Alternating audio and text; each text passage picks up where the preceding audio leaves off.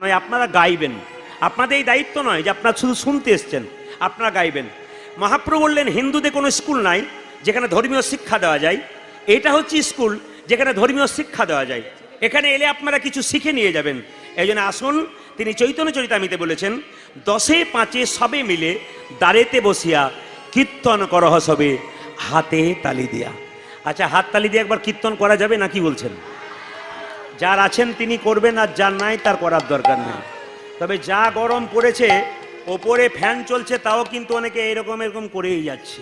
না না, আপনারা আজকে গরম সহ্য করুন, ভগবান পরীক্ষা করছে। এত গরমের মধ্যে কীর্তন কে শোনে? কালকে আমি যেখানে ব্রাহ্মণডাঙ্গায় ছিলাম, আপনাদের যেমন ভক্ত হয়েছে তার ডবল ভক্ত। জায়গাটা ইচ্ছাইতে ছোট, অর্ধেক লোক ফিরে গেছে, অর্ধেক লোক শুনতে পেয়েছে। এই জন্য আপনাদের কাছে নিবেদন, এই রামপাড়ার কমিটিকে একটু আশীর্বাদ করে দিয়ে যান আপনারা, যেন প্রতি বছর সুন্দর থেকে সুন্দরতর আসর করতে পারে। আর আমি খুব ভালো জানি এটা খুব ভাইটাল আসর, মানে অনেক আসর আমি দেখেছি, কিন্তু রামপাড়ার আসরটাতে কি একটা জিনিস আছে, সেটা হচ্ছে এখানে অনেক গুণী ব্যক্তির বাস, এবং এই জায়গাতে গুণী কীর্তনী আর কীর্তন হয়, মানে ভালো ভালো পদাবলীযুক্ত কীর্তন হয়, যেখানে হুগলি জেলায় অন্য জায়গাতে শোনে না। এই জায়গাটা সেই জায়গা যেখানে কিন্তু মানুষ ভক্তি ভরে কীর্তন শোনে। প্রতিটি জায়গায় ভক্ত আছে, কিন্তু এখানে পাক্কা পাক্কা ভক্তগুলো আছে। তাই সবাই মিলে হাত তুলে একসঙ্গে বলুন, হরি হরয়ে নম কৃষ্ণ কৃষ্ণ, যাদবায় নম হরি বল, হরয়ে নম কৃষ্ণ হরি হরয়ে নম কৃষ্ণ, যাদবায় নম হরি হরয়ে নম কৃষ্ণ যাদবায় নম হরি বল, হরয়ে নম কৃষ্ণ যাদবায়। দাঁড়ান দাঁড়ান দাঁড়ান, আপনারা বসুন। বেশ, ছেলেগুলো উঠে গেছে, খুব ভালো লাগলো, এরা উঠে উঠে করলো। বসো। একটা কথা বলি, আমি কিন্তু ইতিপূর্বে আপনাদের জানিয়ে দিয়ে যাই, পরশু ছিলাম বারুইপাড়া, আস্তে, পরশু ছিলাম বারুইপাড়া, একটা ফুটবল গ্রাউন্ডে গান হচ্ছিল। যদি এখান থেকে কেউ গেছেন তারা দেখতে পাবেন, ফুটবল গ্রাউন্ডে পুলিশ প্রশাসনের লোককে দাঁড় করাতে পারেনি, এত ভিড়। একটা ফুটবল গ্রাউন্ড মানে এর চাইতে 4 ডবল জায়গা, লোক জায়গা দিতে পারেনি, এত ভিড়। আজকে কিন্তু আপনাদের পরিপূর্ণ হয়ে গেছে। বারুইপুরে দেখলাম, বারুইপাড়াতে দেখলাম ওরা কীর্তন করলো, কালকে ব্রাহ্মণডাঙ্গাতে কীর্তন করলো, আজকে কিন্তু রামপাড়াতে কীর্তন হলো। তো 3 জায়গাতে হুগলিতে পরপর করলাম। আজকে দেখতে চাই কে জেতে, আপনাদের গলার জোর বেশি না ওদের জোর বেশি ছিল। আমি দেখে এসেছি, আজকে আসরেই ফল দিয়ে দেবো, আপনারা ফার্স্ট হলেন না সেকেন্ড হলেন না থার্ড হলেন। দেখি একবার ফার্স্ট হবেন? বাবারে, এদের জোর ভালো আছে, বলছে একবারে ফার্স্ট হবো। দেখি তো, হরি হরয়ে নম কৃষ্ণ যাদবায় নম হরি হরয়ে নম কৃষ্ণ, যাদবায় নম হরয়ে নম কৃষ্ণ যাদবায় নম হরি বল, হরয়ে নম কৃষ্ণ যাদবায় নম। ও যে যাদবায় মাধবায় কেশবায় নম হরি বল, যাদবায় মাধবায় কেশবায় নম, ও যে যাদবায় মাধবায় কেশবায় নম, যাদবায় মাধবায় কেশবায় নম, ও যে গোপাল গোবিন্দ রাম শ্রী মধুসূদন হরি বল। গোপাল গোবিন্দ রাম শ্রী মধুসূদন। এই দেখুন আপনারা, আস্তে, আপনারা এই যে ক্যামেরা এসেছে আমার, অহনা অহনা কীর্তন, আর একটা হচ্ছে মা মনসা কীর্তন, মা মনসা চ্যানেল, আপনার দুটো সার্চ করবেন, এই কীর্তন দেখতে পাবেন। যদি কেউ হাত না তোলেন তাহলে কালকে পরশু যখন গানটা বেরোবে, দিদি আমি তুলি নাই গো, আমার উঠে নাই, এটা যেন বলতে না হয়। সবাই তুলুন, আজকে সুন্দরভাবে দেখিয়ে দিন। ক্যামেরা ঘুরছে কিন্তু, ও কিন্তু ঘোরাচ্ছে চারিদিকে, দেখছে কে কেমন তুলছে। হরি হরয়ে নম কৃষ্ণ যাদবায় নম, হরি হরয়ে নম কৃষ্ণ, যাদবায় নম, হরি হরয়ে নম কৃষ্ণ যাদবায় নম হরি বল, হরি হরয়ে নম কৃষ্ণ যাদবায় নম। ও যে যাদবায় মাধবায় কেশবায় নম হরি বল, যাদবায় মাধবায় কেশবায় নম, ও যে যাদবায় মাধবায় কেশবায় নম হরি বল, যাদবায় মাধবায় কেশবায় নম, ও যে গোপাল গোবিন্দ রাম শ্রী মধুসূদন হরি বল, গোপাল গোবিন্দ রাম শ্রী মধুসূদন। ও যে গোপাল গোবিন্দ রাম শ্রী মধুসূদন, গোপাল গোবিন্দ নাম শ্রী মধুসূদন, ও যে গিরিধারী গোপীনাথ মদন মোহন, আদি গিরিধারী গোপীনাথ মদন মোহন, ও যে গিরিধারী গোপীনাথ মদন মোহন। আদি গিরিধারী গোপীনাথ মদন এই মোহন। দেখেন, এই দিকে তাকাবেন, মহাপ্রভু যে হাততালি দেওয়া করালো, এ একটা শিক্ষা আছে। কি শিক্ষা আছে? মহাপ্রভু বিজ্ঞান ভিত্তিক কাজ করেছেন। যদি কেউ হাত তুলে কীর্তন করতে পারে এরকম করে, তার পক্ষাঘাত মানে প্যারালাইসিস জীবনে হবে না, যদি হাততালি করে। যেমন সকালবেলায় সব কি করে, মর্নিং ওয়াক, কিন্তু আপনি জোরে ঘরে হরে কৃষ্ণ এরকম করবেন, দেখবেন আপনার হাততালি হবে, আপনার শরীরে ব্যায়াম হবে, আপনার কৃষ্ণ কৃপা হবে। এগুলো কোথায় শেখায়? ইস্কন মন্দিরে, গৌরীয় মঠে ভক্তরা দেখবেন কি সুন্দর কীর্তন করে। এরকমভাবে কীর্তন করলে হাতে তালি দিয়ে আপনাদের কোনোদিন পক্ষাঘাত হবে না, কি হবে না, প্যারালাইসিস হবে না। হাততালি দিয়ে হরি হরয়ে নম কৃষ্ণ যাদবায় নম, হরি বল। হরে হরে নম কৃষ্ণ যাদবায় নম, যাদবায় মাধবায় কেশবায় নম, হরে যাদবায় মাধবায় কেশবায় নম, হরি যাদবায় মাধবায় কেশবায় নম, হরি বল। যাদবায় মাধবায় কেশবায় নমঃ। ও যে গোপাল গোবিন্দ নাম শ্রী মধুসূদন। গোপাল গোবিন্দ রাম শ্রী মধুসূদন। আচ্ছা আচ্ছা, যার মেয়ের বিয়ে আপনারা ভোজ খেতে যান, সবাই ভোজ খান, মেয়ের বাবা কি খাবার নিয়ে হাতে চেটে চেটে দেখে খাবার কেমন হলো? ওর খুব টেনশন থাকে। কি টেনশন থাকে? সব ভালো খাচ্ছে তো। এই জন্য আপনারা তাকিয়ে দেখুন, যারা কমিটির মধ্যে হেড আছেন, উনি তালি না দিয়ে আপনাদের দিকে তাকাচ্ছেন যে আমি তো মালিক আছি, এরা সব ঠিক খাচ্ছে তো, আমার খাবার দরকার নাই, তোমরা পেট ভরে খেয়ে যাও। দাদা আপনিও দিয়ে দিন, কেউ বাদ যাবে না। হরি হরয়ে নম কৃষ্ণ যাদবায়, হরি হরে নম কৃষ্ণ যাদবায় নম, ও যে যাদবাই মাধবাই কেশবাই নম, হরি বল। হরি যাদবায় মাধবায় কেশবায় নমঃ। ও যে গোপাল গোবিন্দ রাম শ্রী মধুসূদন, হরে গোপাল গোবিন্দ নাম শ্রী মধুসূদন, গিরিধারী গোপীনাথ মদন মোহন। গিরিধারী গোপীনাথ মদন মোহন। এদেরটা বন্ধ করলাম, আপনাদেরটা নেব বলে। দেখি তো আপনারা কি সুন্দর বলতে পারেন। মহামন্ত্র নাম, যার ওপর আর মন্ত্র হয় না, গুরু মন্ত্রের ওপরে এই মহামন্ত্র নাম মহাপ্রভু দিয়েছেন। এই মহামন্ত্র নাম সবাই মিলে জোরসে বলবেন, একসঙ্গে বলুন তো, দেখবো কি সুন্দর গলা মিলিয়ে আপনারা বলতে পারবেন সবাই। হরে কৃষ্ণ হরে কৃষ্ণ, আমার সঙ্গে, কৃষ্ণ কৃষ্ণ হরে রাম, জোরে, বাহ, এই তো দারুণ, জোরে, দারুণ। হরে কৃষ্ণ, বাহ বাহ, বলে বলুন হরে রাম হরে রাম।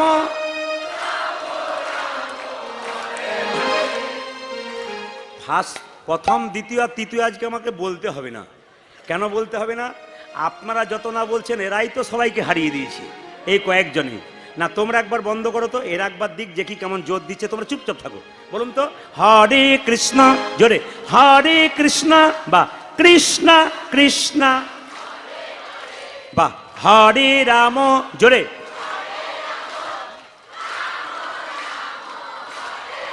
একসঙ্গে হরে কৃষ্ণ কৃষ্ণ কৃষ্ণ হরে রাম হরে রাম। এরা জোরে দিচ্ছে, কিন্তু এক জায়গায় মায়েরা দু চারজন থেমে যাচ্ছে। হরে রাম, রাম বলতে পারছে না কেন? স্বামীর নাম রাম, তাই বলতে পারছে না। কিন্তু কিছু মনে করবেন না, আজকালকার মেয়েরা অপরাধ নেবেন না, স্বামীর নাম করে ডাকছে। আপনাদের হুগলিতে নয়, আমাদের ওদিকে স্বামী বসে আছে, শ্বশুর মশাই বসে আছে, শাশুড়ি মা বসে আছে, আর তার সামনে বলছে এই তাপস। কি ডিজাইনের ডাক, যেমন ঠাকুমা নাতিকে ডাকছে না। আমরা কোন জায়গায় পৌঁছাচ্ছি, কত লজ্জায় পৌঁছাচ্ছি, আমাদের মান সম্মান জ্ঞান নাই। শ্বশুর শাশুড়ি বসে আছে, আর তার সামনে মেয়েটি স্বামীর নাম ধরে রাখছে। যারা প্রকৃত নারী হয় তারা স্বামীর নাম ধরে রাখে না। বলুন জোরে, হরে কৃষ্ণ, জোরে, হরে কৃষ্ণ কৃষ্ণ কৃষ্ণ হরে রাম, জোরে, বাহ, হরে কৃষ্ণ, শেষবার, বাহ, দারুণ, বাহ, বেশ। মুখের সামনে নয়, আপনারা কিন্তু ফার্স্ট হয়ে গেলেন। নেতাই গৌর হরি বল। এবার এর সঙ্গে দিন, এর সঙ্গে দিন, একসঙ্গে দিন। তবে আস্তে, বাবা রে, ওনাদের নাম করে দিয়েছেন বলে বচন হলো। ব্রাহ্মণডাঙ্গা কিংবা বারুইপাড়ার কোনো লোক থাকলে বলবেন দাদা আপনি এদের হয়ে বললেন আমাদের বললেন না। না, ওখানেও দিয়েছে খুব সুন্দর, তার মধ্যে আপনাদের একটু উচ্চ স্বরে হয়েছে, খুব ভালো। এ তালে তালে একবার করে দিন। হরে কৃষ্ণ কৃষ্ণ কৃষ্ণ হরে হরে, হরে রাম রাম রাম হরে হরে। যত হরে কৃষ্ণ কৃষ্ণ কৃষ্ণ হরে হরে, হরে রাম রাম রাম হরে হরে। হরে কৃষ্ণ কৃষ্ণ কৃষ্ণ হরে হরে, হরে রাম রাম রাম হরে হরে। হরে কৃষ্ণ কৃষ্ণ কৃষ্ণ হরে হরে, হরে রাম রাম রাম হরে হরে। হরে কৃষ্ণ কৃষ্ণ কৃষ্ণ হরে হরে, হরে রাম রাম রাম হরে হরে। হরে কৃষ্ণ কৃষ্ণ কৃষ্ণ হরে হরে, হরে রাম রাম রাম হরে হরে। নয়নানন্দেতে ভনে হরে সেই তো সকলি জানে, জনে সর্বসিদ্ধি করতলে। একবার জোরে সবাই বলুন, রাধা রানী কি, শ্যাম সুন্দর কি, মহাপ্রভু কি, নিতাই চাঁদ কি, আপন আপন গুরুদেব কি। একটা সুরে সবাই একসঙ্গে বলবেন, বৃন্দাবনে গেলে রাধে রাধে, जोर से बोलना पड़ेगा, राधे राधे, प्रेम से बोलिए। আপনারা কেউ লক্ষ্য করেছেন কিনা, যিনি প্রকৃত ভক্ত মালা ঝোলা গলায় নিয়ে আছে তিনি কিন্তু এই সুর শুনতে ভালোবাসেন। কেন?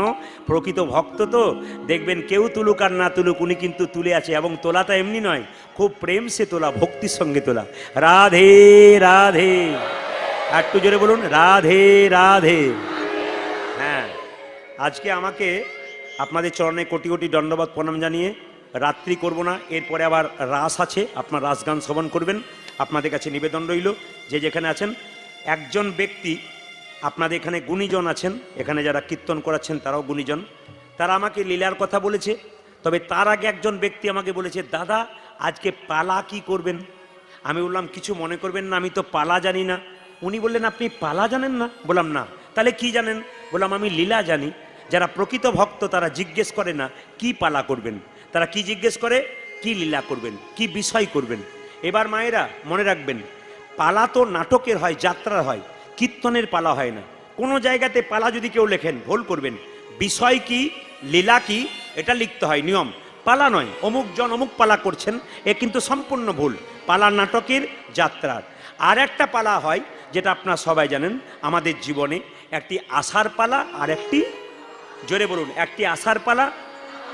বেশ, এবার ঠান্ডা মাথায় উত্তর দিন, যারা কীর্তন শুনতে এসছেন তাদের কোন পালা শেষ হয়েছে, আষাঢ়টা না যাওয়ারটা? জোরে বলুন, জোরে বলুন।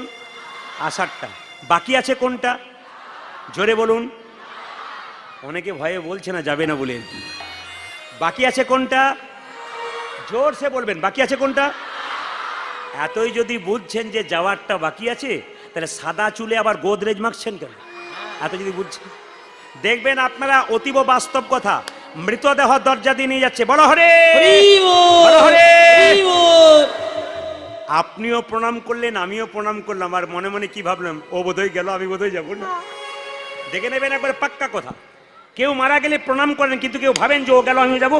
কিন্তু যিনি মারা যায় তিনি মারা যায় না, শিক্ষা দিয়ে যায়। কি শিক্ষা দিয়ে যায়?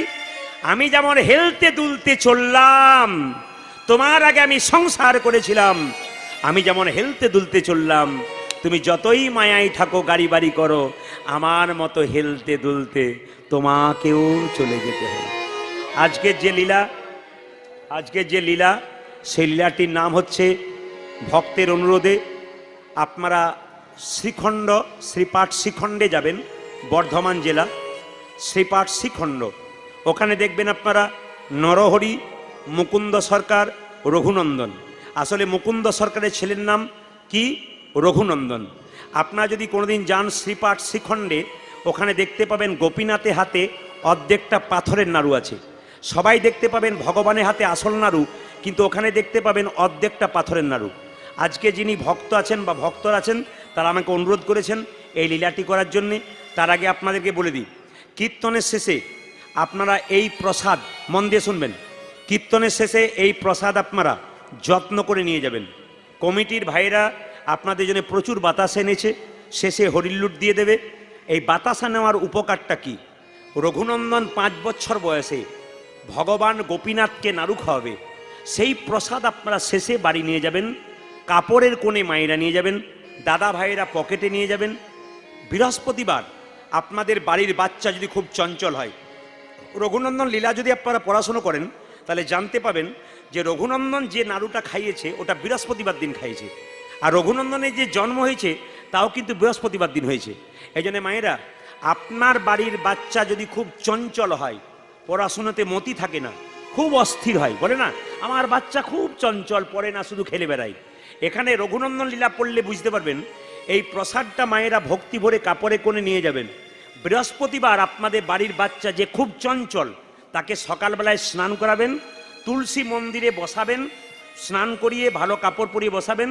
আর মা কি করবে, শুদ্ধ কাপড় পরে একটা তুলসী পত্র নিয়ে, গোটা দিতে হবে না, এইটুকু বাতাসা আর তুলসী পত্র নিয়ে ছেলের কপালে 3 বার ঠেকাবেন, জয় গোপীনাথ, জয় গোপীনাথ, জয় গোপীনাথ, নিয়ে মুখে দেবেন। যদি প্রতি বৃহস্পতিবার 1 বছর দিতে পারেন, প্রতি বৃহস্পতিবার, আপনি 1 বছর পর দেখবেন আপনার বাচ্চাকে আর 4 ঘন্টা পড়তে হবে না, 2 ঘন্টাতে হবে। আপনার বাচ্চা চঞ্চল থাকবে না, আপনার বাচ্চা স্থির হয়ে যাবে। আর একটা কাজ করাবেন, যে ছেলেকে বাতাসা খাওয়াবেন সেই ছেলেকে এই নির্দেশ দেবেন যে প্রতিদিন আপনার দায়িত্ব থাকবে, আপনি 1 ঘটি করে জল তুলসী মন্দিরে দেবেন, বাচ্চা যেন আপনার পেছন পেছন 1 ঘটি করে জল তুলসী মন্দিরে দেয়।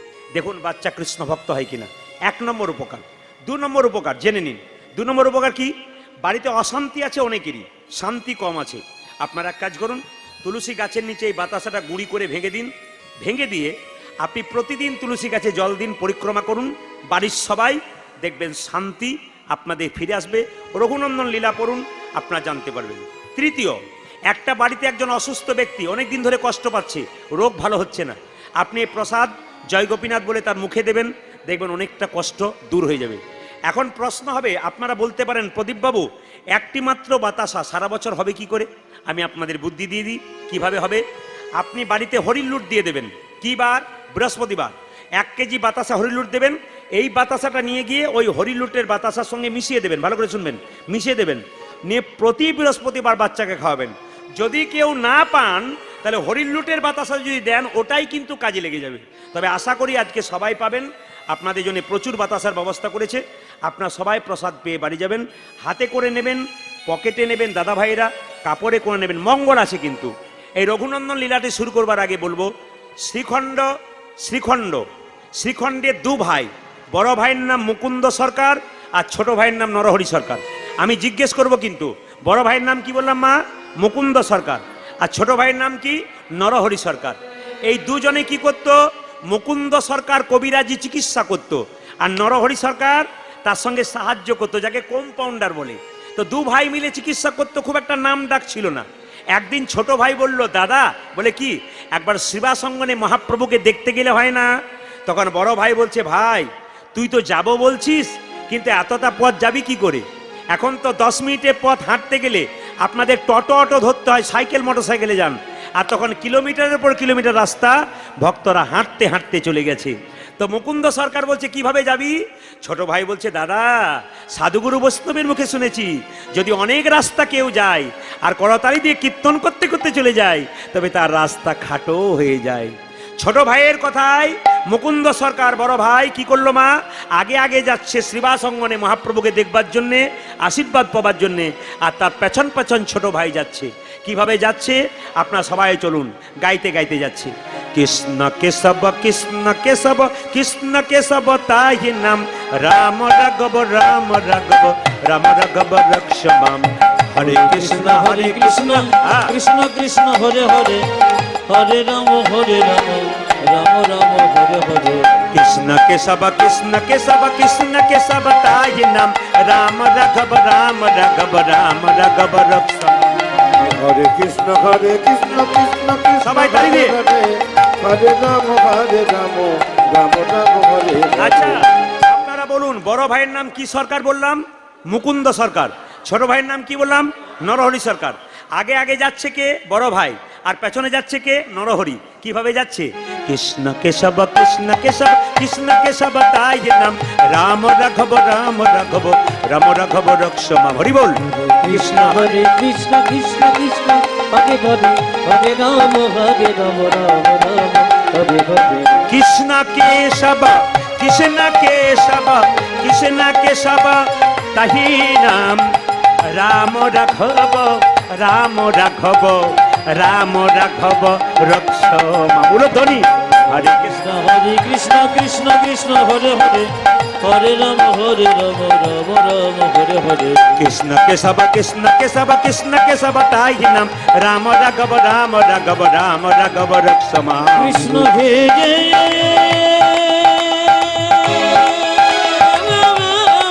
নিতাই গৌর হরি বল।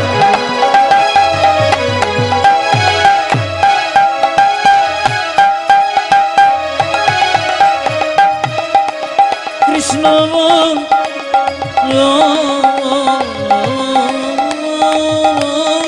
সবাই তালি দিয়ে যাবেন, সবাই মিলে।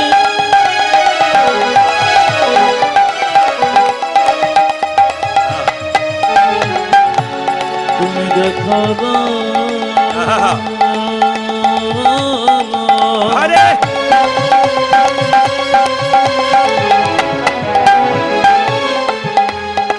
কৃষ্ণ কৃষ্ণ হে কৃষ্ণ হে কৃষ্ণ হে।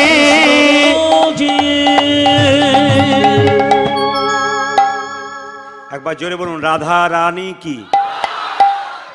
উলধ্বনি দিন।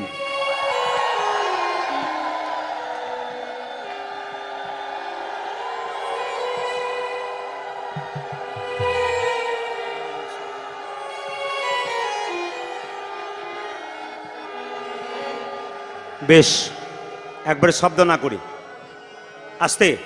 আমি প্রশ্ন করব, উত্তর দেবেন। মুকুন্দ সরকার নরহরি সরকার শ্রীখণ্ড থেকে কোথায় গেল মা? জোরে বলুন। নবদ্বীপে শ্রীবাসঙ্গনে মহাপ্রভুর কৃপা পাবার জন্য গিয়ে কেমন দাঁড়িয়েছে আমার দিকে তাকাবেন। ভক্তের ভাব লক্ষ্য করবেন, যারা প্রকৃত ভক্ত হয় দেখলেই বুঝতে পারবেন। ত্রেনাদপি শুনি চেন, ভক্তের ভাবটা কেমন? এইরকম। দু ভাই মিলে দাঁড়িয়েছে কোথায়? মুকুন্দ সরকার নরহরি সরকার শ্রীবাসঙ্গনের দরজায় দাঁড়িয়ে আছে। আচ্ছা বলুন তো, যে গাছে ফল ধরে সে গাছের ডালটা ওপর দিকে যায় না নিচের দিকে যায়? জোরে বল। হয়তো একজন বলছে ওপর দিকে যায়। কোন দিকে যায়? নিচের দিকে যায়। যারা ভক্ত হয় তাদের ভাবটি এরকম হয় না এরকম হয়? কোনটা হয়? এক নম্বরটা না দু নম্বরটা? যারা ভক্ত হয় তাদের ভাবটি এরকম হয়। এখানে তত্ত্ব কি বলল? যদি হও নিচু তবে পাবে কিছু। এই দিকে তাকাবেন। যদি হও নিচু তবে পাবে কিছু। একটা সোনার কলসি যতই দামি হোক না কেন একজনের কাছে মাথা নিচু করতে হয়। জোরে বলুন তো, কার কাছে? বলবে না? হ্যাঁ, একটা গ্লাসের কাছে। আপনি যত টাকার মালিক হন না কেন, যদি আপনি বৈষ্ণবের চরণে মাথা নিচু না করতে পারেন আপনার জীবনে কোনো দাম থাকবে। এই জন্যে খুব দামি দামি কথাগুলো শুনে নেবেন।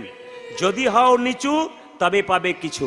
বাবা, একটা সুন্দর উদাহরণ দিয়ে দিই আপনাদের। কুরুক্ষেত্রের যুদ্ধ কতদিন হয়েছিল? জোরে বলুন। কতদিন? 18 দিন। কিন্তু শাস্ত্র বলছে কুরুক্ষেত্রের যুদ্ধ হয়েছিল কতদিন? 17.5 দিন। ওটাকে ধরা হয় কত? 18 দিন। যেমন দেখবেন, যেমন দেখবেন আস্তে,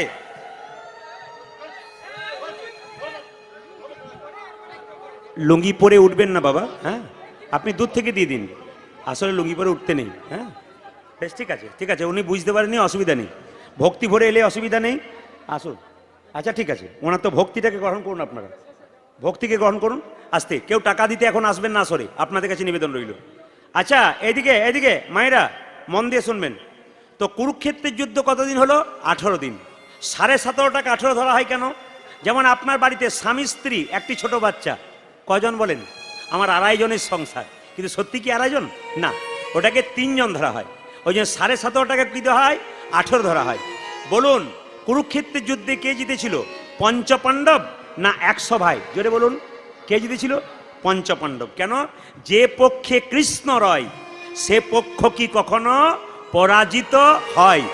যার জীবনে কৃষ্ণ থাকে তার জীবনে হার নাই, আর যার জীবনে কৃষ্ণ নাই তার জীবনে কোনোদিনই জয় নাই। ওই জন্য জেনে নিন, জীবনে কৃষ্ণকে রাখুন, আপনার জীবন সুন্দর হবে। একটা একটা করে শুনবেন মন দিয়ে।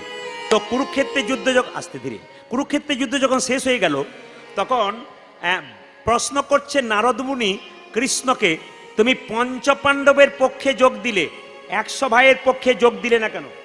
সামনে পেছনে কেউ যাওয়া আসা করবেন না। কীর্তনের আসরের সামনে সামনে পেছনে যাওয়া আসা করলে সবার নজর যায়। এই জন্য একবারে স্টপ থাকবেন, যে যেখানে বসবেন। লক্ষ্য করুন, নারদ প্রশ্ন করছে কৃষ্ণকে, প্রভু তুমি পঞ্চপাণ্ডবের পক্ষে যোগ দিলে, 100 ভাইয়ের পক্ষে যোগ দিলে না কেন? ভগবান বলল, নারদ, যে পক্ষে অধম থাকে সেই পক্ষে আমি থাকি, আর যে পক্ষে উত্তম থাকে সেই পক্ষে আমি থাকি না। প্রমাণ কি? ভগবান বলছে, নারদ তোমাকে 3টে ফুলের মালা দিলাম, এই 3টে ফুলের মালা নিয়ে তুমি 100 ভাইয়ের দাদা দুর্যোধনের কাছে যাও, জিজ্ঞেস করে এসো ওদের মধ্যে উত্তমকে, মধ্যমকে আর অধমকে। যদি উত্তম, মধ্যম, অধম 3টে পাও, 3 জনকে মালা পরাবে। কিন্তু যদি উত্তম পাবে, মধ্যম পাবে, অধম পাবে না, মালা ঘুরে নিয়ে আসবে, পরাবে না। মায়েরা, নারদ কি করেছে? বিনাটিকে হাতে নিয়ে 3টে ফুলের মালা নিয়ে চলল কোথায়? 100 ভাইয়ের দাদা দুর্যোধনের কাছে। আর গাইতে গাইতে যাচ্ছে, তিমির বেদারি বেদারি অলোক বিহারে হরি নামের বর্ণে বর্ণে শোধা ঝরে। তিমির বেদারি অলোক বিহারি নামে বর্ণে বর্ণে শোধা ঝরে। তিমির বেদারি অলোক বিহারি নামের বর্ণে বর্ণে শোভা ঝরে। তিমির বেদারি অলোক বিহারি নামের বর্ণে বর্ণে শোভা ঝরে। দয়াল শিরোমণি করুণার খনি তুমি, দয়াল শিরোমণি করুণার খনি তুমি, দয়াল শিরোমণি করুণার খনি তুমি, দয়াল শিরোমণি করুণার খনি। তব পদ শিষ্য দাও কৃপা করে, নামের বর্ণে বর্ণে শোভা ঝরে। তিমির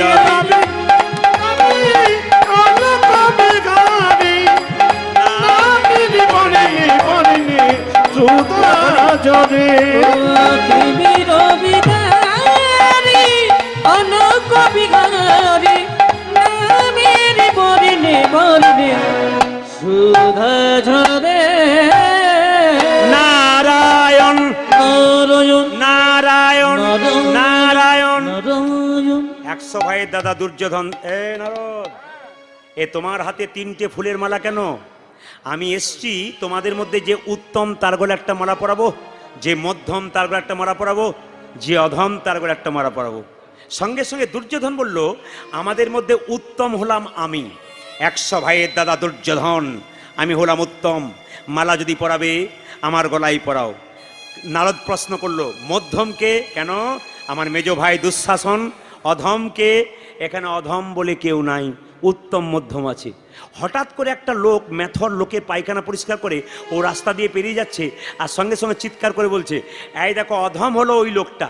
তখন নারদ বলছে ওই লোকটা অধম কেন? দুর্যোধন বলছে ওই লোকটা অধম কেন জানো? ও মেথড, লোকের পায়খানা পরিষ্কার করে। তখন মেথডটা বলছে দুর্যোধন কিছু মনে করো না, আমার চাইতে তোমার মা আরও বেশি অধম। বলে কেন? আমি যদি 50 জনের পায়খানা পরিষ্কার করেছি, তোমার মা 100 জনের পায়খানা পরিষ্কার করেছে। কিছু বুঝলেন? মানে 100 ভাইয়ের পায়খানা পরিষ্কার করেছে। ওই জন্য দুর্যোধন তেরে গেল, ধরতে পারলো না। 3টে ফুলের মালা নারদের এসে বলছে প্রভু, উত্তম পেলাম, মধ্যম পেলাম, অধম পেলাম না। এবার চলে যাও পঞ্চপাণ্ডবের কাছে। যখন পঞ্চপাণ্ডবের ভাই অর্জুনের কাছে 3টে ফুলের মালা নিয়ে গেল, সঙ্গে সঙ্গে জিজ্ঞেস করছে নারদ মুনিকে, অর্জুন, নারদ তুমি এলে কেন? বলে 3টে ফুলের মালা নিলাম, তোমাদের মধ্যে উত্তমকে তার গলায় পরাবো, মধ্যমকে তার গলায় পরাবো, অধমকে তার গলায় পরাবো। সঙ্গে সঙ্গে অর্জুন বলে উঠল, হে নারদ, উত্তম যদি হয় পৃথিবীতে একজন পুরুষোত্তম ভগবান কৃষ্ণ, তার গলায় মালাটা পরাও, দেওয়ালও টাঙানো আছে, উনি হলেন উত্তম। মধ্যমকে ভক্ত আর ভগবানের মধ্যে মিলন যে ঘটায়, ওগো নারদ তুমিই তো মধ্যম, মধ্যমের মালাটা তুমি পরো। অধমকে অর্জুন কেঁদে কেঁদে বলছে, যুগ যুগ ধরে অপেক্ষা করে আছি গোবিন্দের চরণ পাবার জন্যে, অধমের মালা যদি পরাতে হয় আমার গলায় পরিয়ে দাও। ওই জন্যে বাবা, এই জগতে যে অধম হতে পারবে সে ভগবান পেয়ে পাবে। আজকে কীর্তন শুনতে শুনতে কারো ভেতরে যদি 1 বিন্দু অহংকার জন্মে যায়, ভগবান তাকে বলে তোমার কাছ থেকে আই গো, মানে আমি চললাম, তোমার কাছে আর থাকবো না। এই জন্য যতক্ষণ কীর্তনে আসে থাকবেন, প্রেম দিয়ে শ্রবণ করবেন, আপনার কৃপা হবে। মুকুন্দ নরহরি যখন দাঁড়িয়ে আছে, মুকুন্দ নরহরি বলছে দাদা, নরহরি বলছে দাদা মহাপ্রভুকে দেখতে পেলাম না, আশীর্বাদ পেলাম না। ভক্ত যদি কাই মনে কোনো বাঞ্ছা করে, ভগবানের সাধ্য নাই সেই বাঞ্ছা নাই পড়ে। মহাপ্রভু বলল, শিবাস চলো, 2 ভাই আমাদের দেখা করতে এসছে, 2জনকে দেখা দিতে হবে, আশীর্বাদ দেবো। 2জন চুপচাপ দাঁড়িয়ে আছে, আর মহাপ্রভু শিবাসকে নিয়ে সুরধ্বনি তীর দিয়ে গান গাইতে গাইতে যাচ্ছে, আর 2জনে মিলে দর্শন করছে মহাপ্রভুকে। সুরধ্বনি তীরে তীর মহাবিলাসায় সমবয় বালক সঙ্গে সুরধ্বনি তীরে তীরম ভাবিলাস সমবয় বালক সঙ্গে, সুরধ্বনি তীরে তীর মহাবিলাসায় সমবয় বালক সঙ্গে। সুরধ্বনির তীরে তীর মহাবিলাসায় সমবয় বালক সঙ্গে। করে কর তালি নিত হরি হরি, করে কর তালি নিত হরি ধ্বনি।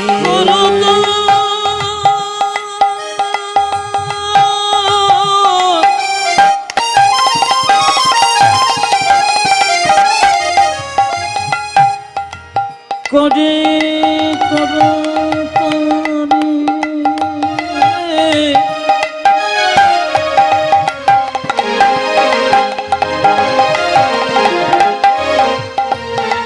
করে করত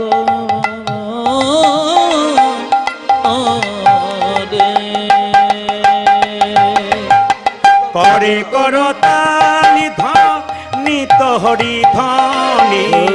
করে কর তারি ধ্বনি তো হরি ধ্বনি। মায়েরা, যার যেমন ভাব তার তেমন লাভ। ছোট ভাই বলছে দাদা আমি কি দেখছি?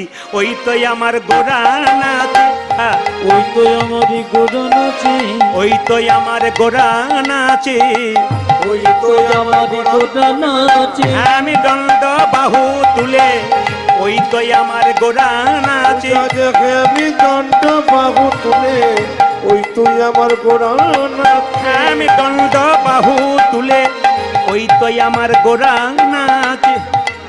দণ্ড বাহু তুলে, ওই তো আমারই গোরা নাচে। ছোট ভাই বলছে আমি দেখছি গোরা নাচছে। বড় ভাই বলছে আমি দেখছি আরেকজন নাচছে। কে? ওই তো গোরাই নাচে, ওই তো গোরাই নাচে, ওই তো গোরাই নাচে।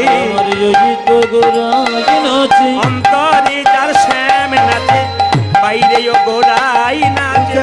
অন্তরে যার শ্যাম নাচে, বাইরে গোড়াই নাচে অন্তরে যার শ্যাম নাচে বাইরে ও গোড়াই নাচে। ওই অন্তরে যার শ্যাম নাচে বাইরে গোড়াই নাচে। সরধনি তীরে তীর মহাবিলসয়ে সমবয় বালক সঙ্গে সরধনে তেরে তের মহাবিলসয়ে সমবয় বালক সঙ্গে। ভগবানকে ভক্ত যখন ডাকে ভগবান তাকে পরীক্ষা করে। এইদিকে তাকাবেন মায়েরা, একটা সোনার বালা যদি দোকানে বিক্রি করতে যান, স্বর্ণকার পরীক্ষা করে দেখে এর মধ্যে কত খাদ আছে, কতটা সোনা আছে। এই জন্য আপনাদের কাছে নিবেদন রইল, যখন আপনারা ভগবানকে ডাকবেন ভগবান আপনাকে পরীক্ষা করে দেখবে আপনি কতখানি আমার হয়ে এসেছেন। এই যে আজকে কীর্তন শুনছেন, আপনারা কে কোন মন নিয়ে শুনছেন আমরা কেউ জানতে পারছি না, কিন্তু ভগবান আপনার মনের মধ্যে ঢুকে গেছে। আপনার মনের ভাবটি কেমন এ কিন্তু ভগবান লক্ষ্য করে। এই জন্য সবাই লক্ষ্য করুন, মুকুন্দা নরহরি যখন দাঁড়িয়ে আছে তখন মহাপ্রভু শিবাসকে বলে দিল, শিবাস বলে দাও ওদের মধ্যে যে ছোট ভাই সে আমার সঙ্গে সারা জীবন থাকবে, আমার সঙ্গে কীর্তন করবে। আর যে বড় ভাই তাকে বলে দাও সে আমার 100 জন্ম কৃপা পাবে না, 100 জন্ম সঙ্গ পাবে না। এটা কিরকম হলো? আপনাদের রামপাড়ার আসরে যদি দু ভাই কীর্তন শুনতে আসে, বড় ভাই যদি কৃপা পায়, এই ছোট ভাই যদি কৃপা পায় আর বড় ভাই কৃপা না পায়, তাহলে কত কষ্ট হবে। শ্রীবাস বলছে কি করে বলবো, একজনকে বলবো ভালো একজনকে বলবো না, এটা কেমন হয়? বলছে তোমাকে বলতে হবে। শ্রীবাস এসে বলছে এই যে তোমাদের মধ্যে ছোট ভাই কে? আমি। কি নাম? আমার নাম নরহরি সরকার।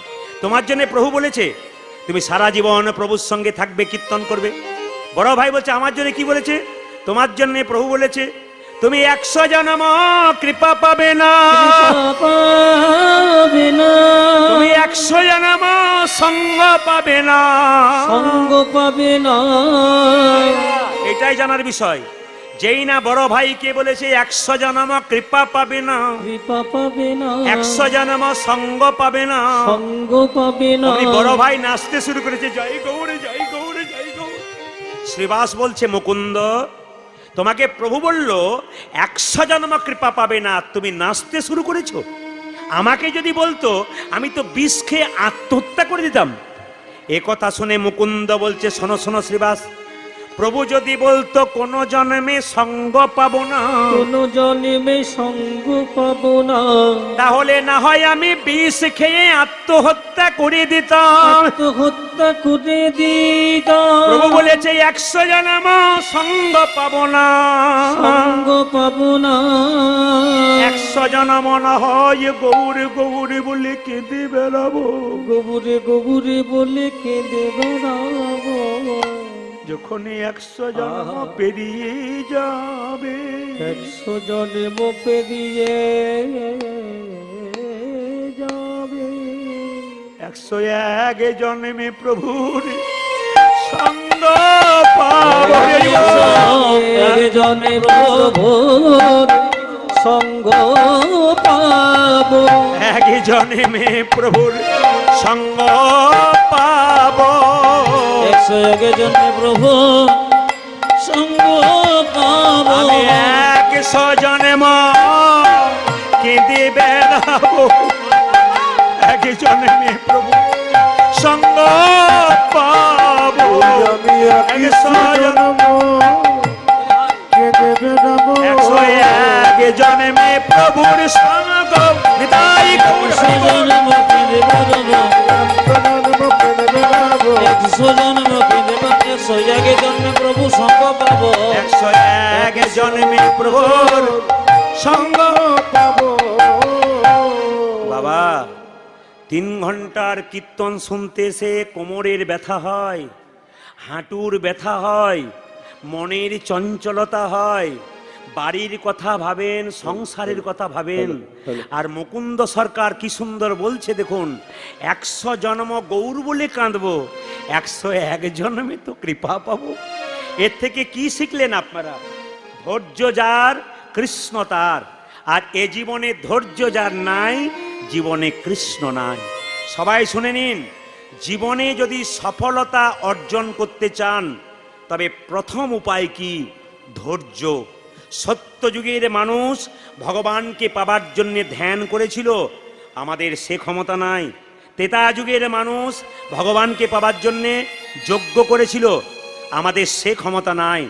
দাপরের মানুষ ভগবানকে পাবার জন্য সেবা করেছিল, আমাদের সে ক্ষমতা নাই।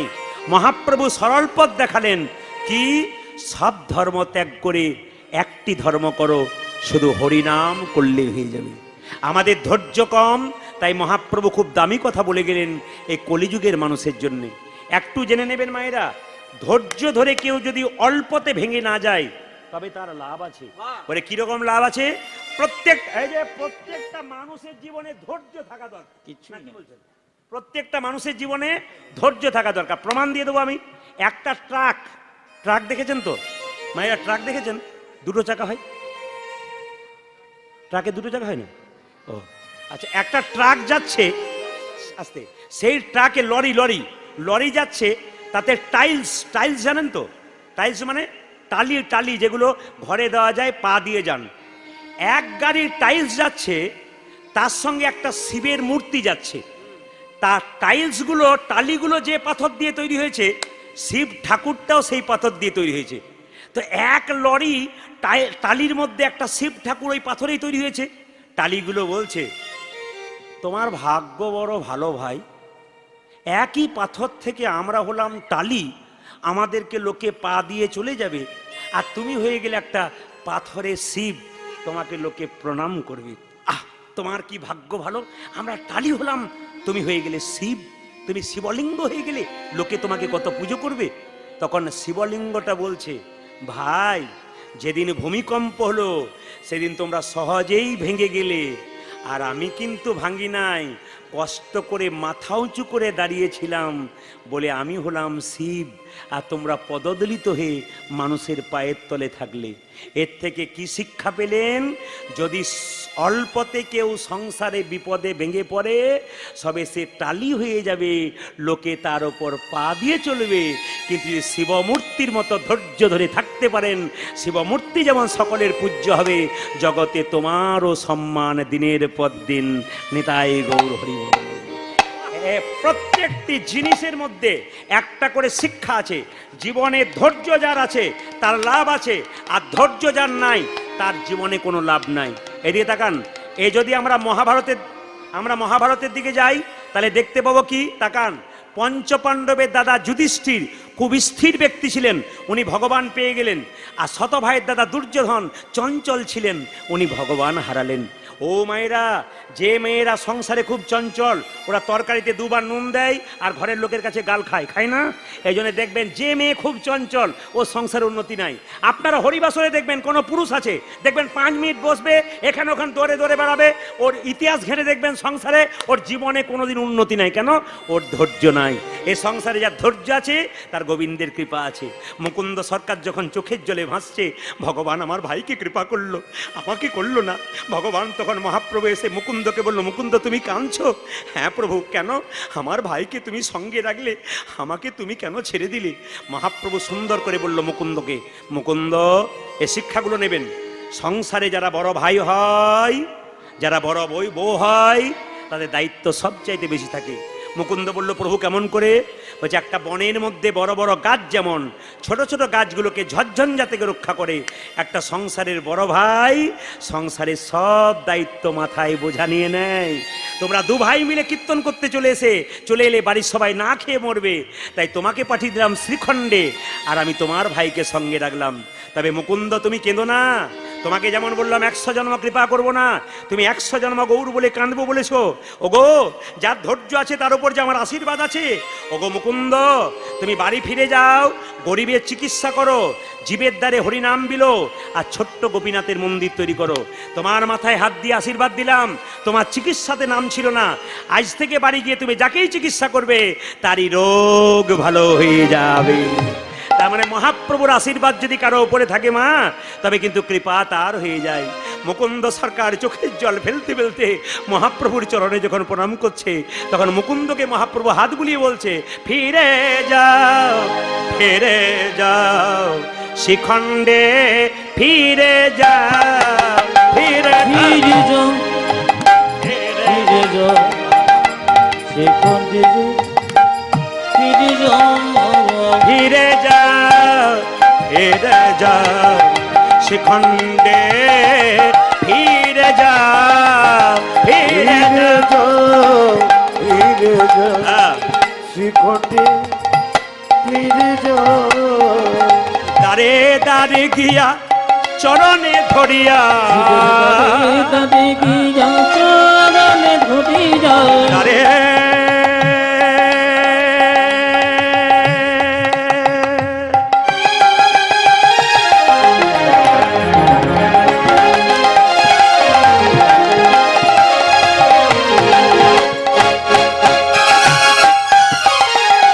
তুমি দারে দারে গিয়া চরণে ধরিয়া